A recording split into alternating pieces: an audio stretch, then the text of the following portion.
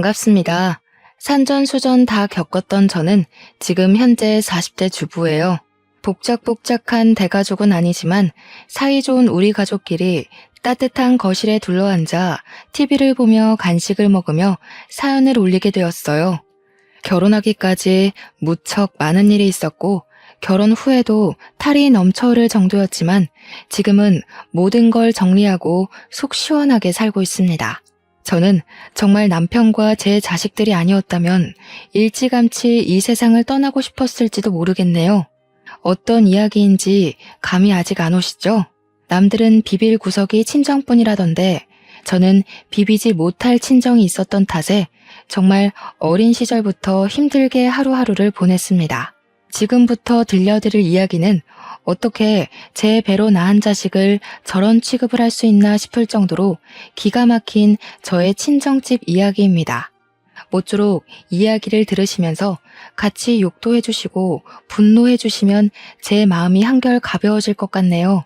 저는 지긋지긋한 친정과의 인연을 나이를 먹을 만큼 먹고 세상을 알 만큼 안 나이가 되었을 때야 비로소 해냈습니다. 남편이 없었더라면 아마 상상도 못할 일이었을지도 모르겠어요. 그래서 지금까지도 남편에게 그리고 제 자식들에게 고마움을 느끼면서 살고 있습니다. 저의 친정 부모님은 정말 차별이라는 걸 살벌하게 하셨던 분들이셨습니다.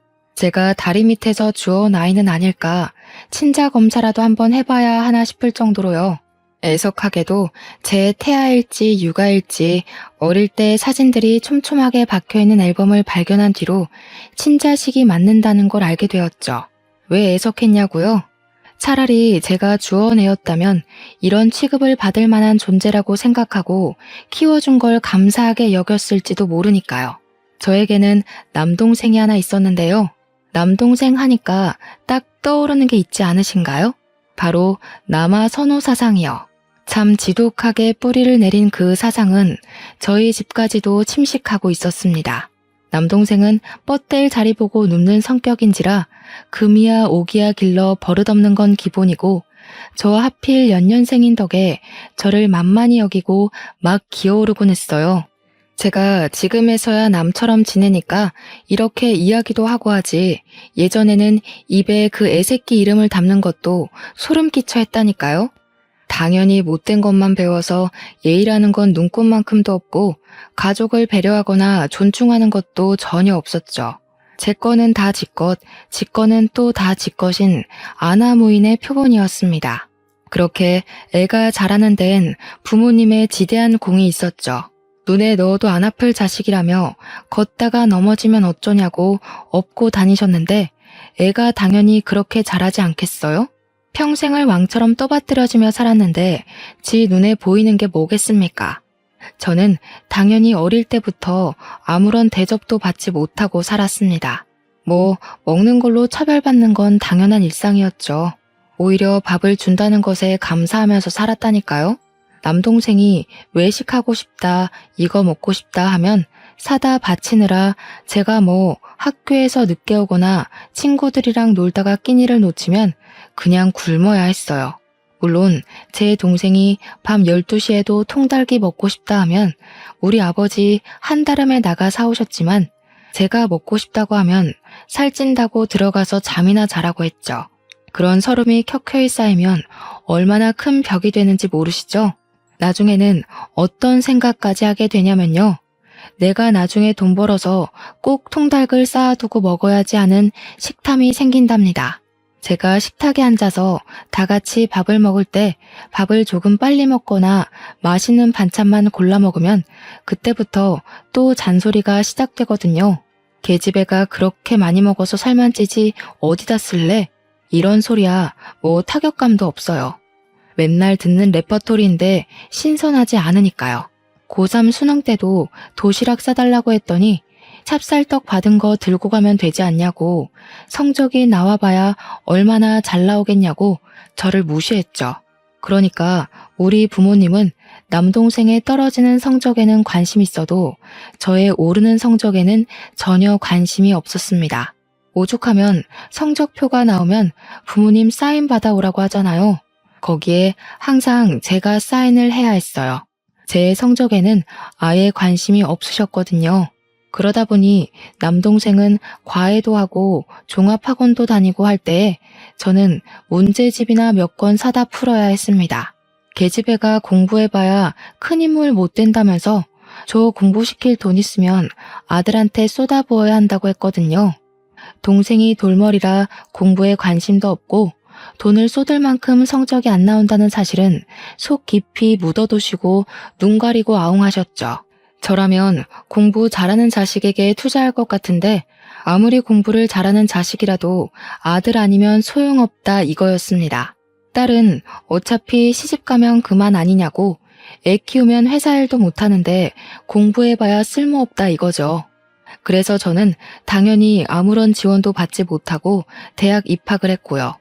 저 대학도 꽤 잘 나왔습니다. 동생은 쳐다도 못 볼 서울에 있는 국립대 출신이고요. 학점도 잘 유지한 덕분에 취업도 금방 했어요. 틈틈이 스터디 활동을 하면서 쌓아온 인맥도 무시 못했고 이곳저곳에서 들은 정보로 자격증도 미리 준비한 덕이었죠. 회사도 일반 중소나 중견도 아닌 무려 대기업 본사에 취직했습니다. 제가 대기업에 취직할 동안 제 동생은 뭘 했는지 궁금하지 않으세요? 뭘 했겠어요? 그냥 탱자탱자 놀았죠. 대학도 겨우 경기도에 있는 전문대 졸업해놓고 군대 갔다 오더니 그때부터 하루 종일 집에서 게임하고 자고 술 처먹고 하더라고요. 그러더니 저한테 대기업 다니는 누나 덕 좀 보자면서 용돈이나 내놓으라 하대요. 남동생이 당당하게 요구를 하니까 우리 부모님도 저한테 그 정도는 해줄 수 있지 않냐면서 대기업 다니는 딸 덕 좀 보재요. 본인들 노후 준비도 해야 하니 연금 보험을 들어달라, 적금은 부모 이름으로 해라, 매달 생활비를 달라 난리도 아니었습니다. 거기다가 새로 보험 하나 가입하겠다고 저한테 쓱 들이미는데 보험료까지 내달라는 거였어요. 솔직히 말해서요. 저한테 남동생에게 해준 거 반만이라도 해줬으면 제가 어느 정도는 해드렸을 거예요. 대기업 본사직 초봉이 생각보다 꽤 되거든요. 짝수달마다 성과급도 나오고요. 그런데 저한테 해준 거 없이 달라고만 하니까 제 지갑이 열리겠어요? 나한테 왜 이러나 싶고 반감만 늘어나는 거죠. 퇴근하고 집에 와서 좀 쉬고 싶은데 허구한 날 방에 들어와서 월급날이 언제랬지? 현금 좀 있니? 이러고 있으니 제가 얼마나 집을 떠나 살고 싶었겠습니까? 결국 입사한 지 8개월 만에 돈 타령하는 가족들이 지겨워서 회사 근처에 원룸을 얻었습니다. 핑계는 출퇴근하기가 멀고 힘들어서 그런다고 했지만 사실은 가족들을 피하고 싶어서 집을 나오게 된 거였죠. 근데 제가 집을 나오니까 제 동생이 아주 난리가 난 겁니다. 제가 한 푼 두 푼 쥐어주는 용돈이 그리웠던 거였겠죠? 저한테 다 큰 여자가 무슨 집을 나가 사냐고 하는데 원래 다 크면 나가 살아야 하는 게 독립적인 성인의 모습 아니겠어요? 자기가 해놓은 게 아무것도 없는 찌질이라 부모한테 용돈 받아 생활한다는 건 아예 생각도 못하는 느낌이었죠. 그러면서 시집가면 어차피 나가 살 건데 그 전까지 집에서 부모님이랑 부대끼며 살아야 하는 거 아니냐고 아주 온 가족이 똘똘 뭉쳐서 저한테 한 푼이라도 더 뜯어가려고 안달난 사람들처럼 굴었습니다. 저는 당연히 그 모든 걸 무시했죠. 혼자 살면서 먹고 싶은 거 마음껏 사 먹고 취미 생활도 즐기고 혼자만의 여유로움을 만끽하다 보니까 제 성격 자체가 바뀌더라고요. 남들 눈치도 덜 보고 살고 항상 밝고 즐거운 에너지가 가득한 사람으로 점차 변해갔습니다. 삭막하고 불편한 집에서 살다가 오롯이 저만을 위한 공간을 가지니 사람이 달라져요, 정말. 그런 저를 예쁘게 봐주시던 옆팀 과장님이 저에게 은근슬쩍 데이트 신청을 해왔고 평소에 꽤 서글서글한 인상으로 인기가 많았던 분이라 저도 좋다고 했어요. 그분은 제가 입사했을 때부터 눈여겨봤다고 하시면서 요즘 들어 기분이 좋아 보이길래 혹시 남자친구 생긴 건 아닐까 조바심이 났다고 하더라고요. 저는 그동안 꽤 우울한 인상이었나 봐요. 그래서 연애도 한번 못 해봤던 걸지도 모르죠. 저의 첫 연애는 정말 너무나도 행복했습니다. 늘 주위에 남동생만 챙기던 사람들만 가득했던 터라 누군가 저를 이리 챙겨주고 보살펴준다는 게 너무 행복했죠. 그렇게 저는 과장님과 결혼을 하게 되었습니다. 물론 결혼을 결정하기까지의 과정이 절대로 쉬운 일이 아니었죠. 저랑 남편이 둘 다 대기업에 다니니까 넉넉하게 살 수 있는 형편이지 않겠어요. 거기다가 남편은 저보다 직급이 높았고요.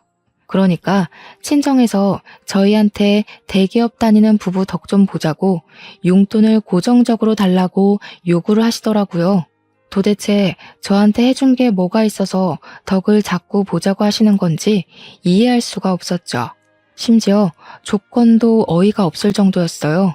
매달 생활비로 100만 원씩 주고 보험비 30만 원에 차량 유지비 20만 원까지 해서 50만 원씩 보내달라고 하시더라고요. 제가 미쳤습니까? 인연을 끊고 사는 게 제 소원이나 다름없는데 근데 남편은 아무래도 친정이니까 150만 원은 무리여도 일정 금액 지원을 해드리고 싶다는 식으로 저에게 말을 하더라고요. 결국 저와 남편은 사소한 다툼을 하게 되었죠. 제가 죽어도 못 주겠다고 했거든요.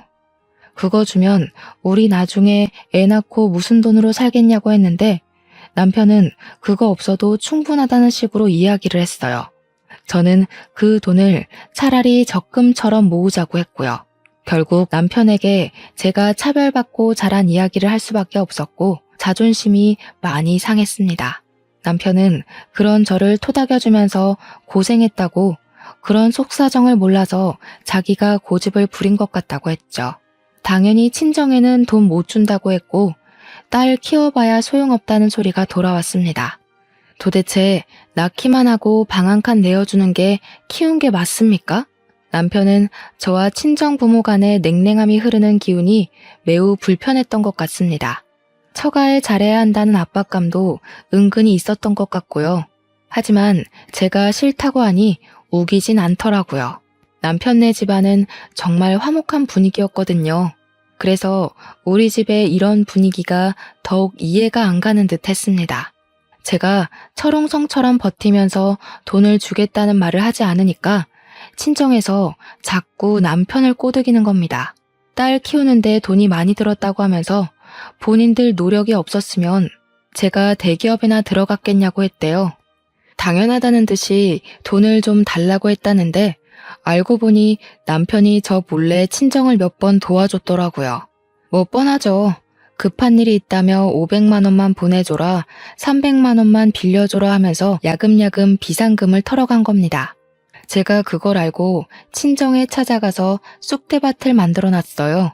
잘 살고 있는 딸 이혼시키고 싶은 마음에 그러는 거냐고 큰 소리를 치니까 아무 말도 못하더라고요. 아무리 그래도 이혼까지는 아니다 싶으셨던 거겠죠. 저는 앞으로 돈 달라는 이야기 하지 말라고 엄포를 놓고는 친정의 발길을 끊었습니다. 물론 제가 난리를 친 이후에 친정에서도 한동안 연락이 없는 듯 했습니다. 그런데 제가 딱 그 타이밍에 임신을 하게 된 거죠. 다른 산모들도 다 똑같겠지만 임신을 하고 나면 친정엄마의 손길이 그리워진다고들 하잖아요. 제가 입덧이 정말 남들과 다르게 유난스러운 편이었거든요. 근데 그 와중에 딱 우리 엄마가 끓여준 콩나물국이 너무나도 먹고 싶은 거예요. 꾹꾹 참고 있다가 어느 날 밤에 제가 엉엉 눈물이 나는 겁니다. 그 콩나물국이 뭐라고 그게 그렇게 먹고 싶어서요. 결국 남편이 저 대신에 친정집에 연락을 한 거예요. 장모님, 와이프가 입덧이 심한 와중에 장모님이 끓여주신 콩나물국이 너무 먹고 싶대요 하면서요. 오죽 제가 서러워 보이고 힘들어 보였으면 우리 남편이 그런 연락을 다 했나 싶었죠. 그런데 참 우리 친정 부모님 한평생을 그리 살아서 그런지 사람 쉽게 안 변하더라고요. 이때다 싶었는지 집에 찾아와서 콩나물국 끓여주시면서 은근히 집에 새 물건 들어온 게 있나 없나 살피시더라고요. 이거는 광고에서 본 건데 되게 좋아 보이네? 얼마니? 나도 갖고 싶다. 이런 거요. 거기다가 처음에는 호의라고 생각했던 콩나물국이었는데 알고 보니 올 때마다 남편한테 차비를 좀 달라고 하면서 5만 원, 10만 원씩 챙겨가셨더라고요.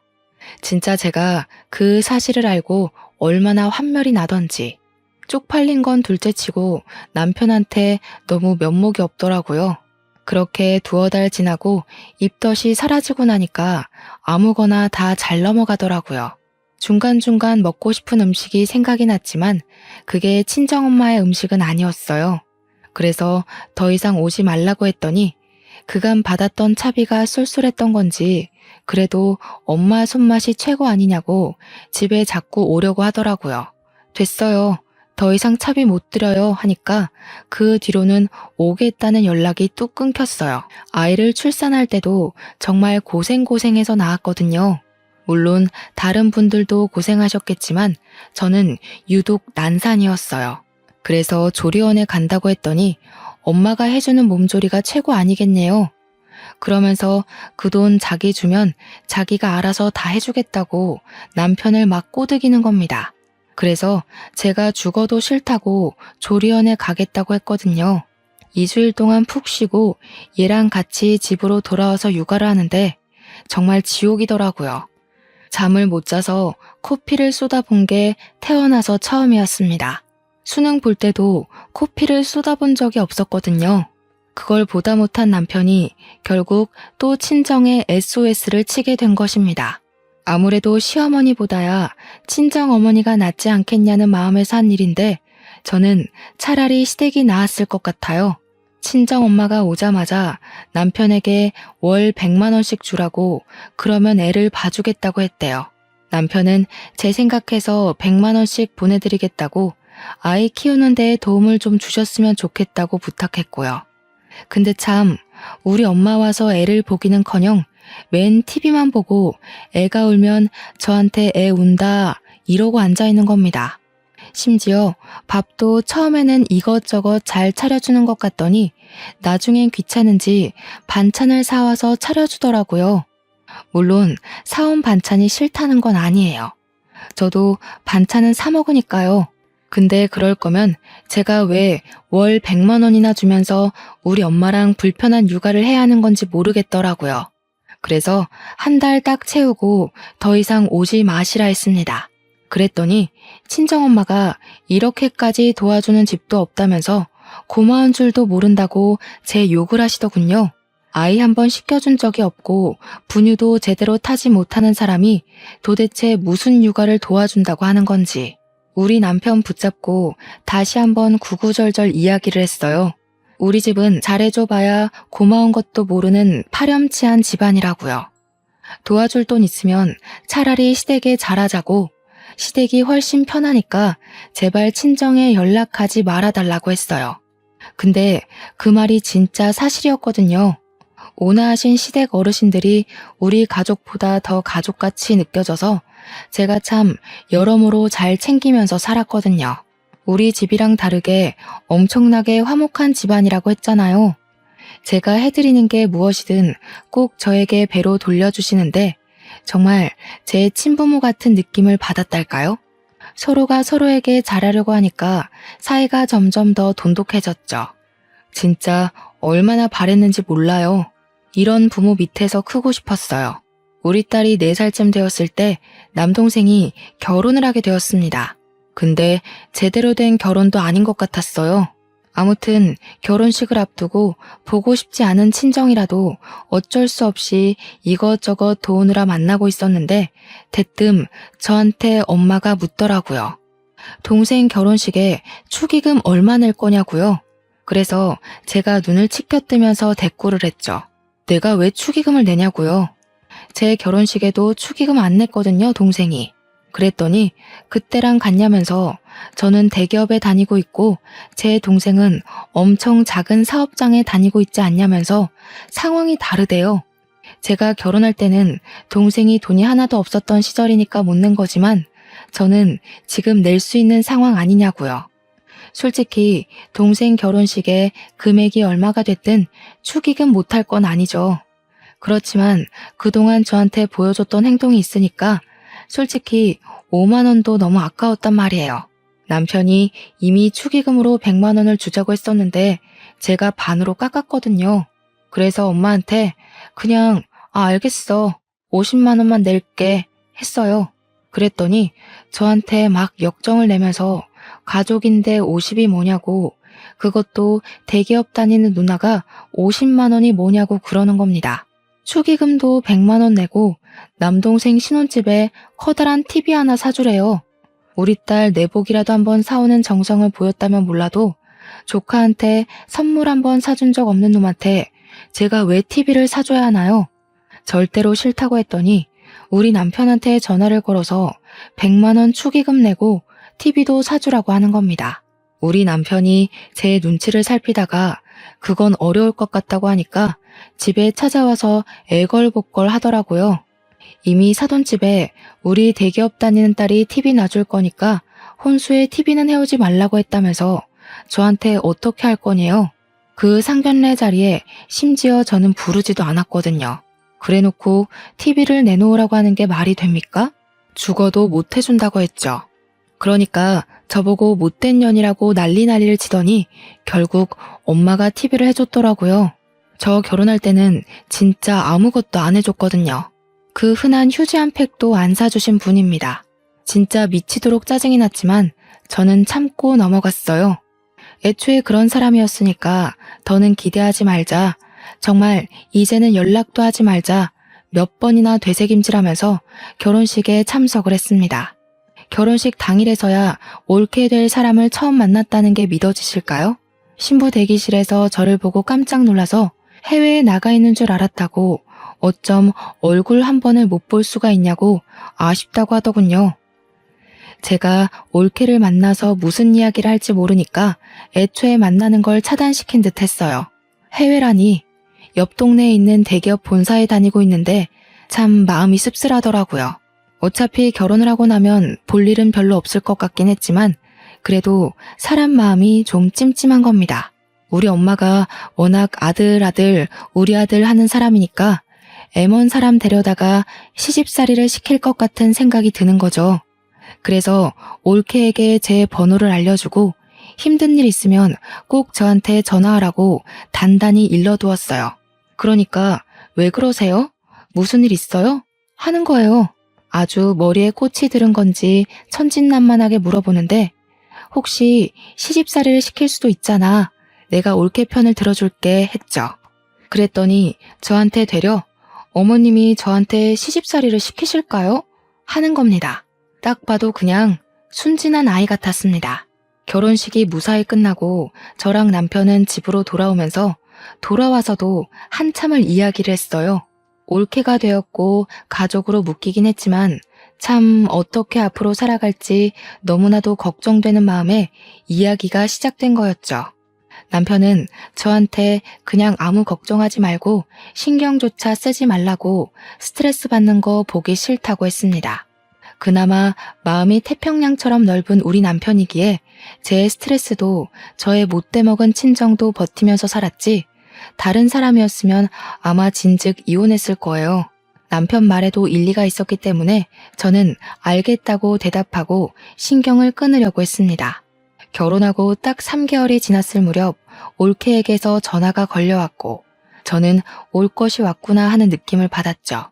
아무 일 없는 듯 무슨 일이냐고 물었더니 올케가 무척 당황한 목소리로 시모가 조금 이상한 것 같아요 하더라고요. 우리 엄마 이상한 거야 하루 이틀 아닌데 뭐 때문인지는 알아야 하니까 물어봤어요. 그러니까 자꾸 올케네 보고 합가를 하자고 요구를 하고 있다는 겁니다. 아들이 집에 없으니까 너무 외로워서 도저히 못 살겠다고 신혼집에 늘어붙어서는 시댁에 갈 생각을 안 한대요. 그러면서 괜히 침대에 누워서 우리 아들 냄새 난다, 옷방 열어보고 우리 아들 오시네 이런다고 자기 너무 소름이 끼친대요. 신우가 무슨 일 있으면 전화하라고 한 말이 생각나서 전화했다고 하는데 진짜 목소리가 파르르 떨리더라고요. 우리 엄마가 하다 그런 짓까지 할 거라고는 생각도 못했거든요. 그래서 저는 헐레벌떡 준비를 해서 남동생네 신혼집으로 찾아갔습니다.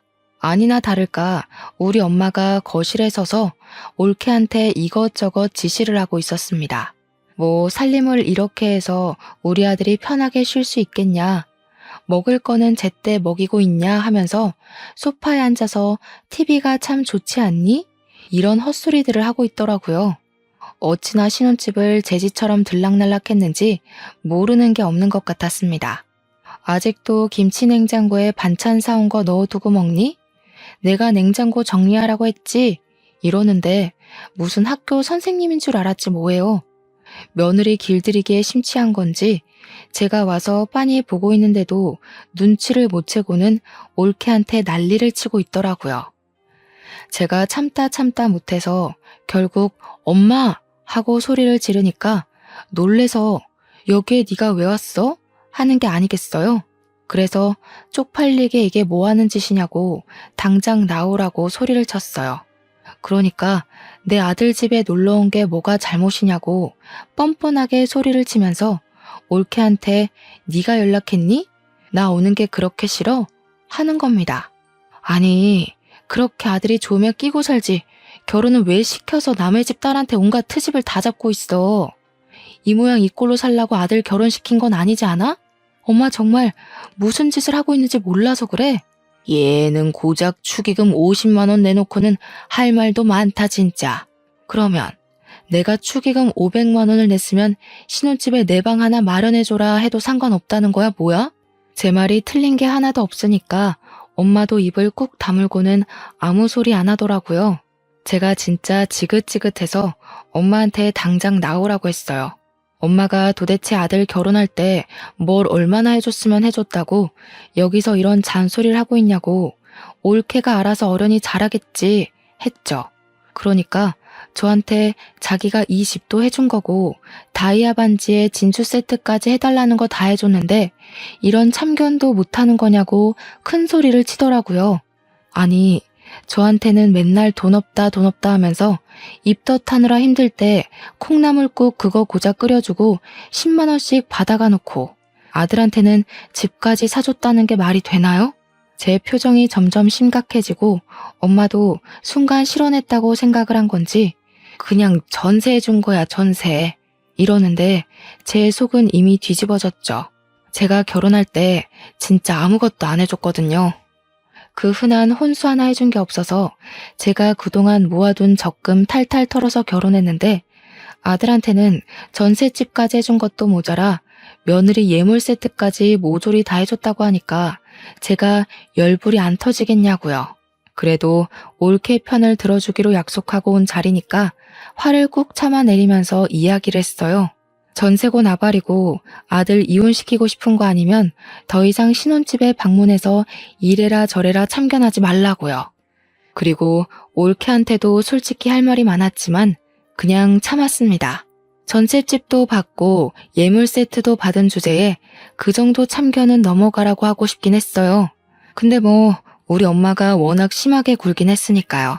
엄마도 제 말을 듣는 사람은 아니지만 그래도 한동안 자중하는 건지 집에 시도 때도 없이 찾아오진 않는 것 같더라고요. 올케한테도 그냥 네네 하면서 순종적으로 굴지 말고 남동생 머리채라도 쥐어뜯으면서 반항을 하라고 했습니다. 그래도 엄마가 아들 말이면 껌뻑 죽는 사람이니까 최대한 남편 이용해서 해결하라고 했죠. 만약 제가 올케 입장이었다면요. 미저리 같은 시모 무서워서 하루빨리 이 집을 탈출하고 싶은 생각이 간절할 것 같거든요. 생각을 해보세요. 아무리 남편을 사랑한다고 해도 저런 시어머니를 평생 보면서 살 수 있겠어요? 벌써부터 합가하자고 조르는 마당에 더 늙으면 합가하자고 말도 없이 짐 싸들고 집으로 찾아오실 분들이라니까요. 그런데도 우리 올케는 생각 없이 덜컥 임신을 하더라고요. 제가 남동생네 임신했다는 소식을 듣자마자 정말 남동생도 대책이 없는데 올케도 대책 없이 사는구나 싶었습니다. 한 가지 다행인 건 올케의 자궁이 약해서 임신 기간 내내 안정을 취해야 한다는 이야기를 들었다는 거예요. 그 덕에 우리 엄마가 신혼집에 방문해서 올케를 구박하거나 스트레스를 주는 일이 완전히 멈췄다는 거죠. 아들의 자식이 잘못될까봐 신혼집 방문을 아예 끊어버린 겁니다. 저는 뭐 답답하면서도 이왕 임신까지 한 마당에 아이 잘 낳고 잘 키워보라고 덕담을 해주었습니다. 그런데 문제는 여기서부터 시작이 되었습니다. 올케가 힘든 10개월의 임신 기간을 거치고 아들을 낳게 된 거죠. 하지만 우리 친정의 남아 선호 사상이 얼마나 대단한지 저는 알고 있지만 우리 올케는 차마 몰랐던 거죠. 3대 독자인 내 남동생의 하나뿐인 아들이니까 무려 4대 독자 아니겠습니까? 친정엄마가 거의 올케한테서 아이를 빼앗다시피 해가지고 우리 아들 내 새끼 했다는데 올케는 자기 아들인데 맨날 시모가 애를 데리고 사라지니까 열이 받는 거죠. 하루 이틀 그러면 몰라도 딱 출산하자마자 맨날 집에 찾아와서는 손 하나 까딱 안 하고 애만 이쁘다 해주니까 몸조리 해야 할 올케가 잡일은 다 하고 시모가 집에 있으니까 쪽잠도 못 자고 집안 살림으로 트집 잡는 건 여전하고 게다가 삼시세끼를 차리라고 했대요. 아무리 며느리라지만 그렇게까지 괴롭힐 이유가 뭐가 있을까요? 나중에는 우리 엄마가 아예 남는 방 하나에 또아리를 틀고 집으로 가질 않더랍니다. 합가 노래를 부르더니 셀프 합가했다면서 올케한테 내가 여기서 좀 지낼게 하고 애만 쏙 데려가고 더 웃긴 건 애가 울고불고 보채면 올케한테 쓱 넘기더래요. 우는 애는 엄마가 달래야지 하면서요. 우리 올케가 스트레스에 거의 반 미쳐서는 맨날 남동생이랑 싸웠대요. 충실하게도 내가 머리채 잡고 싸우러가 한 말이 기억이 났는지 남동생 머리털을 다 뽑아놨다지 뭡니까? 그 꼴을 우리 엄마가 가만히 보고 있었겠어요? 어느 며느리 주제에 우리 아들 머리털을 죄다 뽑아놨냐면서 난리를 치더니 안방에 떡하니 들어와서는 그러더래요. 내가 우리 아들이랑 애랑 셋이 잘 테니까 너는 작은 방 가서 자라. 이게 막장 드라마지 사람 사는 이야기가 맞습니까 정말? 올케가 저를 찾아와서는 신우, 저 정말 피가 말라 죽기 일보 직전이에요 하면서 엉엉 우는데 이야기를 듣는 내내 얼굴이 화끈거려서 참을 수가 없었어요. 아무리 그래도 어떻게 시어머니가 안방을 차지하고는 며느리 보고 나가라고 할 수가 있어요. 그리고 남편이라는 놈은 그걸 지켜만 보고 있다뇨. 이건 정말 유튜브 사연으로 끝낼 게 아니라 공중파 막장 드라마에 충분히 나와도 될 소재 아닌가요? 그날 이후 올케가 열받아서 아예 짐을 싸들고 친정으로 가버렸대요. 남동생한테는 더 이상 너랑 못 살겠다 문자만 하나 덜렁 남기고요. 정말 저는 이 꼴이 언젠간 나올 거라고 예상은 했지만 올케가 애도 버리고 몸만 그렇게 덜렁 나가버릴 줄은 꿈에도 생각 못했습니다. 우리 엄마가 저 산후조리를 도와줄 때 봐서 이미 알고 있긴 했지만 애를 잘 보는 사람은 전혀 아니거든요. 그냥 애를 예뻐해 줄 줄만 알았지 애가 뭐가 필요하고 어떤 걸 찾는지 전혀 모르는 사람이다 이 말입니다. 애가 아프다고 울어도 배고픈 줄 알고 분유만 주고 기저귀 갈아달라고 우는데 심심해서 우는 줄 알고 모빌이나 틀어주니까 애가 제정신이겠어요? 하루 종일 울기만 빽빽 울어대고 우리 엄마는 아무것도 몰라서 이걸 어쩌냐 저걸 어쩌냐 하고 있고 웃긴 게 그러면서도 올케한테 곧 죽어도 잘못했다, 참견 안 하겠다, 돌아와라 이런 말은 안 하더라고요. 올케는 오히려 친정으로 도망친 이후에 산후조리도 제대로 하면서 몸관리, 정신관리 제대로 하고 있는 듯 보였고요. 조카는 아프다고 우는데 우리 엄마는 분유만 콸콸 쏟아부었고 연약한 조카는 결국 장염에 걸려서 탈수 증세를 보이고 병원에 입원을 하게 되었습니다. 병원에서도 애가 이렇게 열이 나고 토하고 설사를 하는데 보호자분은 뭐 하셨어요? 하는데 남동생도 엄마도 아무 말 못하고 멍하니 있더라고요. 결국은 한 발 굽히고 들어가야겠다며 엄마가 제 앞에서 올케한테 전화를 걸어서 며느리야 이제 그만 돌아와라 하시더라고요. 저는 손이 발이 되도록 빌어도 올까 말까 한 사람을 저렇게 무미건조하게 불러서야 되겠나 싶었죠. 올케도 저랑 같은 마음이었던 건지 죽어도 안 가겠다고 딱 잘라서 이혼할 테니까 아들이나 끼고 평생 행복하게 사세요 하고 끄는 거예요. 그러더니 남동생한테는 전화해서 시댁이랑 인연 끊겠다고 선언하지 않는 이상 죽어도 너랑 같이 안 산다고 했대요. 저는 차라리 속 시원하다 생각했습니다. 아들이라면 끔뻑 죽는 엄마가 아들 없이 평생을 살아야 한다. 이게 바로 제가 생각한 최고의 복수가 아닐까요? 상상만 해도 고소했어요. 우리 엄마는 남동생이 엄마랑 안 보고 살아야 돌아오겠대 라고 하자마자 며느리한테 전화 걸어서 쌍욕을 하기 시작했습니다. 우리 옳게 보고 며느리 주제에 왜 이렇게 빳빳하게 구냐고, 시어미가 전화해서 돌아오라고 했으면 나부탁에 돌아오겠습니다 하라고요. 며느리가 이러니까 집안 꼴이 그따위로 돌아가는 거 아니겠니?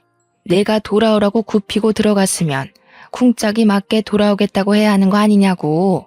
도대체 너네 집에서 자식 교육을 어떻게 시켰길래 며느리 주제에 시어른 무서운 거 모르고 집을 나가냐는 말이야. 너네 부모님이 그렇게 가르치든? 사돈 어른들도 아주 자식 교육을 잘못 시켰어.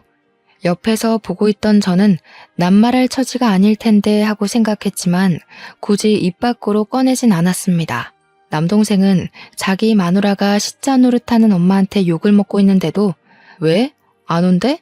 언제 온대? 진짜 안 온대? 이런 말이나 반복하고 있었고요. 결국 옳게 전화통화를 엿듣고 있던 사돈어른이 노발대발 난리가 난 겁니다. 서로 스피커폰으로 싸우는지 소리가 왕왕 울리는데 살벌하게 싸우시더라고요. 어디 자식 교육을 운운하실 처지가 되냐? 그 집 아들도 뭐 하나 제대로 못하는 바보 천지던데 너네 집이나 잘 돌봐라. 지금 말 다 했냐?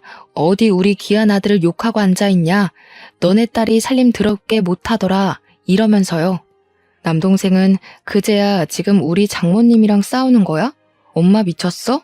이러는데 우리 엄마는 당장 이혼해 하면서 소리 지르고 결국에는 올케가 이혼하겠다고 두 손 두 발 다 들었습니다. 그제야 남동생이 올케한테 시댁이랑 인연을 끊고 살겠다고 한 모양인데 뭐 자기들 마음대로 쉽게 끊어질 인연이 아니라는 걸 올케도 깨달았겠죠. 애도 포기할 테니까 이혼만 해주라고 난리 법석을 떨고 올케네 집사람들이 다 찾아와서 남동생한테 도장 찍으라고 협박도 했나 봐요. 결국 울며 겨자 먹기로 남동생은 이혼 서류에 도장을 찍어줄 수밖에 없었고 호라비가 되었습니다. 때마침 전세 계약도 끝나가는 시점이라 전세금 빼서 엄마 품으로 다시 돌아갔더라고요. 남동생은 일을 해야 하니까 엄마가 애를 하루 종일 돌봐야 하는 육아 전담이 된 것이죠. 근데 육아라는 게 젊은 사람들이 하기에도 보통 힘든 일이 아니잖아요. 그러니까 저한테 애를 데리고 와서는 저보고 애를 좀 키워주라면서 툭하니 조카를 던지고 가는 게 아니겠어요. 저는 무슨 일 안 하는 사람 취급을 하는데 너무 어이가 없더라고요. 주말에만 좀 봐주라면서 토요일 새벽부터 찾아와서 자고 있는 애를 던져주고 가는데 남동생도 주말에 쉬거든요. 우리 아들은 주말에 푹 쉬어야 된다. 이런 마인드가 아직도 남아 있었던 거죠. 저도 황금 같은 주말 시간 6살 된 우리 딸이랑 놀아주기도 바쁜데 뭐 이쁜 구석이 있다고 조카까지 봐야 하냐 이 말입니다. 저는 바로 친정으로 달려가서 애를 던져주고 나왔습니다. 제가 친정에 정신 차리고 준비해서 가니까 이미 자기들끼리 소고기 구워 먹고 파티하고 있더라고요. 제가 어이가 없어서 네 애를 왜 나한테 봐달라 그러냐고 남동생 품에 안겨줬어요. 애를 키울 자신이 없으면 올케한테 보내던가 아니면 고아원을 보내. 이년이 미쳤나? 어디 우리 4대 독자를 다른 데 보내라고 해. 거기다가 뭐? 고아원? 이 못된 계집애가? 나는 그럼 무슨 보모야? 내가 육아 도우미야? 나한테 맡겼단 봐. 아주 올케네 집에 찾아가서 애 키우라고 주고 올 거니까. 그러더니 집에 찾아오진 않고 그 뒤로 전화로 앓는 소리만 끙끙 내더라고요. 듣기 싫어서 바로 차단해버렸습니다. 제가 차단하니까 우리 남편한테 전화해서 들들 볶아대는데 무시하라고 했어요. 그러던 어느 날 은근슬쩍 우리 남동생이 남편 보고 인도네시아에 무슨 사업 투자를 해보라고 했다는 거예요. 조카 이야기하다가 뜬금없이 한 소리라 남편이 당황해서 뭐라고? 하니까 자기가 무슨 투자 설명회를 다녀왔는데 곧 상장하는 기업이라고 했대요. 이미 해외에서는 탄탄한 회사라면서 모아둔 돈 있으면 투자 한번 해보라고 했다는 겁니다. 그래서 제가 낌새가 0 이상해서 회사를 검색도 해보고 저희 회사 해외 영업부 친구한테 물어도 봤는데 그런 회사는 모른다고 하더라고요. 남편한테도 그거 사기 아니냐고 하니까 남편도 사기가 맞는 것 같다고 했어요. 남동생은 무슨 다단계에 빠진 사람처럼 남편에게 그 회사만큼 좋은 투자처가 없다면서 있는 돈 다 털어서 투자하라고 꼬시고 나중에는 우리 엄마랑 아빠까지도 남편한테 돈 좀 달라고 투자하자고 난리도 아니더라고요. 그래서 솔직하게 그거 사기 같던데요 하고 남편이 말을 했대요. 그랬더니 제 남동생이 그 회사에 다니고 있다는 겁니다. 자기가 다니는 회사인데 투자자들 모시고 있는 거라며 월급도 잘 나오고 미래 가치가 인정되는 회사라고 하더래요. 우리 엄마 아빠도 있는 돈 다 털어서 투자를 했다고 자기 신혼집 전세 자금 뺀 돈도 다 털어서 투자를 했대요. 그러면서 매형 1,000만 원만 투자해봐요 이러더라는데 남편이 한사코 거절을 한 거죠. 우리 친정에서는 기회도 못 잡는 바보라면서 어느 사기업체가 이자를 따박따박 주냐고 하는 겁니다. 완전히 싱글벙글 난리가 났는데 투자 금액의 일정 수익을 돌려받는 형태의 투자래요. 2달 동안 이자를 꽤 많이 받았다고 신나서 이야기하는데 그게 딱 폰지 사기 수법이잖아요. 제가 지금이라도 발 빼라, 그거 사기 맞는다고 이야기했는데 저한테 멍청한 것 평생 은행 이자나 받아먹으면서 살라고 하더군요. 투자 금액에 비례해서 이자가 지급되다 보니까 친정 식구들이 눈이 돌아서 집 담보대출까지 받아서 억 단위의 돈을 더 쏟아부은 거예요. 그런데 정말 딱 4개월 만에 회사가 종이 조각이 되어 사라진 거죠. 투자 금액도 날리고 더군다나 그 회사를 재직 중인 걸로 되어 있던 동생은 폰지 사기에 주범격으로 연루까지 되면서 난리가 났습니다.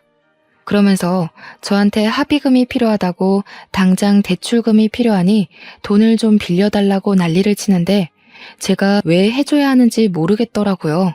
애초에 제가 그거 사기라고 돈 쓰지 말고 회수하라고 했음에도 불구하고 저보고 멍청이라고 하더니요.